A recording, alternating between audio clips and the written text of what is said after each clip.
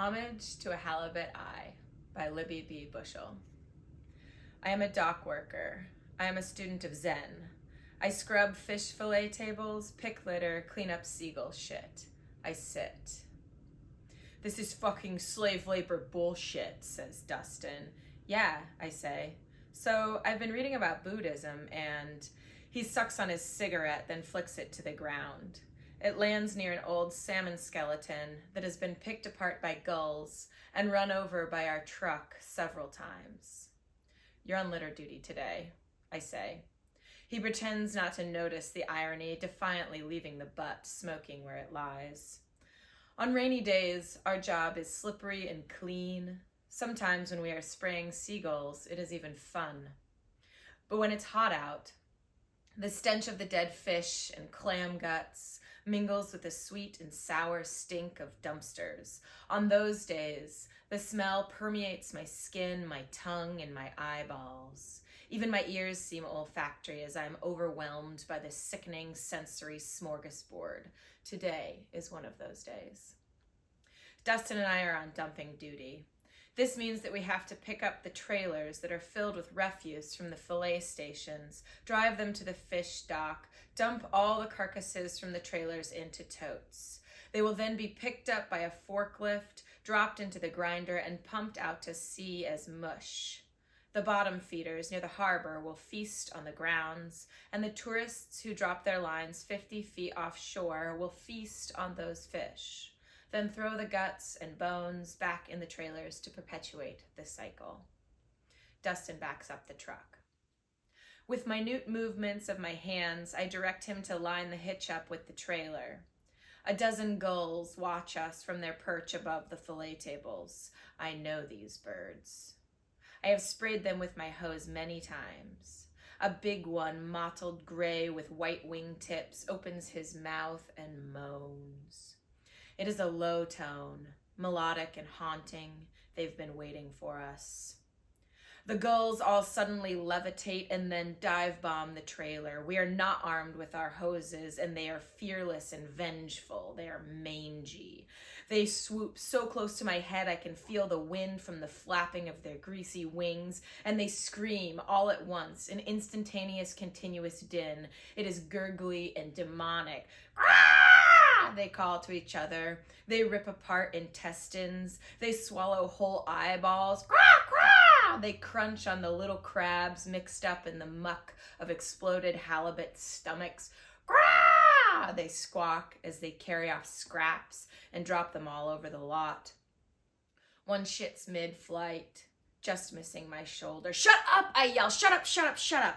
I lock the trailer down, kick out the block, and throw it in the truck bed. I jump in the cab, and Dustin drives away, trailing a white cloud of wings and the sound of their screams. They give up the chase once we pull out of the parking lot. I look back at them bickering over the scraps on the ground. It's like they were waiting for us, I say. They didn't even care about the trailer until we got there. It's like they're plotting against us or something. Anyways, the thing that I understood about it all was that it can't be understood, you know? What? Buddhism, it's like beyond words, like trying to describe sound through the way that it feels. Dustin turns the radio on. Well, no, I speak a little louder. I guess it's not exactly like that. It's more of like an understanding that you can't understand. Well, I don't know. It's all very complicated. He says. He tunes the stereo to the Christian pop station. It's the only one that comes in clearly out at the harbor. He lights another cigarette, and I hang most of my torso out the window to escape the smoke. The breeze feels refreshing, and the sun reflects on the bay in a million shimmering ripples. I smile despite the door lock sticking into my side.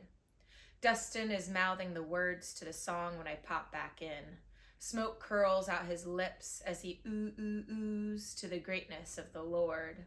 He stops when he sees me notice. He takes a big drag in silence, then blows it out, acting cool. You love this song, I say, snapping my fingers to the beat. I turn it up. He won't say a word, and his lip twitches just a little. Seriously, though, I turn the music back down. You should really read some of this stuff I've been reading. It's all about the transience of our lives and our own insignificance, and how the realization of our own insignificance is the most significant thing we can do. And basically, when you really get down to it, all is one, or something. I don't know. I think you'd dig it. Shut up, he says. He's still pissed I caught him singing a Christian song. Whatever. I lean out the window. A bald eagle flies by. Dustin turns onto Fish Dock Road, and I realize what I was trying to say. It's like your own life is a part of everyone else's, because you only exist in relation to others. So, like, I am not you, but I am a part of you, and you are a part of me simply because of our coexistence. And in that way, we are one. And then you extend that to the trailer and the seagulls and the tourists and the sun and everything else, and that's kind of how you're supposed to understand that all is one. Every moment, every sensation, every emotion and object and word, they're all related, and so they're all the same thing. It's infinite.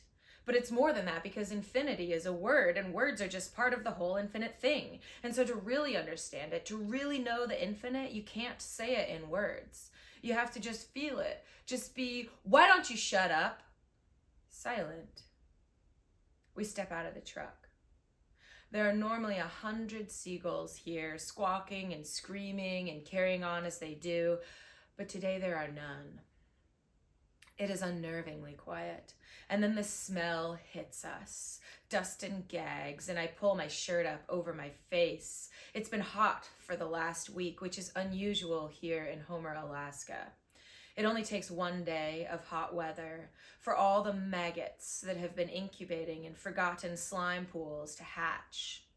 Normally we can keep them under control with copious amounts of illegal bleach, but today is different. What the fuck is this? Says Dustin. 24 totes, overflowing with festering salmon refuse, are sitting on an 18-wheeler by the grind shop. Cannery's grinders down, says one of the grizzly fish dock workers. Broke 6 days ago. They've been waiting to fill up the flatbed before trucking it down here, cheap motherfuckers. So these have just been sitting out in the sun for the last 6 days, says Dustin. The fish dock man nods. Jesus. Thick blood oozes out a hole in one of the totes. It has already formed a sizable puddle on the pavement that is squirming with gleeful little maggots. The air suddenly feels thick and orange. Dustin's occasional dry heave is the only sound that disrupts the quiet lapping of the waves against the docks far below.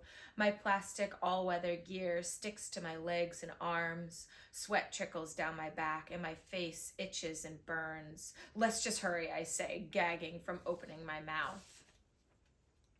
When the dumping mechanism on the trailer gets stuck halfway, I kick the wheel of the truck.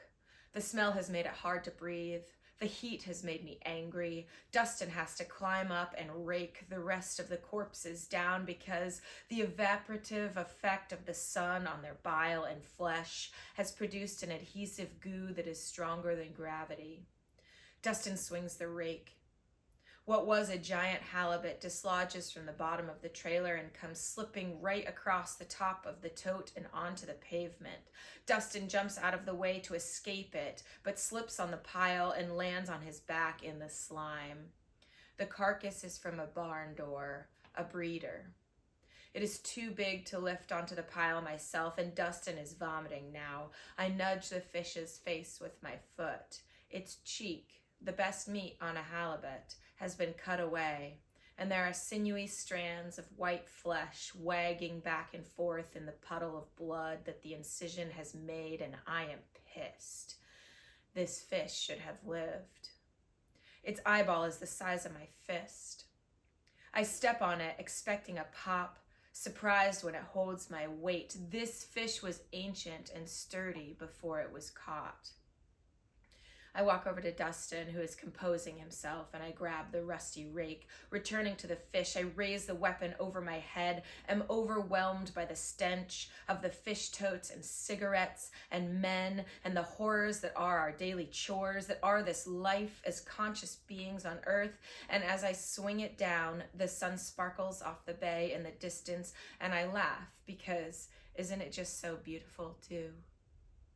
A tine of the rake penetrates the eyeball with a sound that feels like the Big Bang. Mucus oozes, pearly iridescent from the socket. It is every color at once. It is infinite and magnificent as the sunlight hits the phlegmy drips that pool on the steaming pavement. When I look up, Dustin and the fishdock men are staring at me. Nobody speaks because words make you taste, and nobody speaks because there is nothing to say. The end.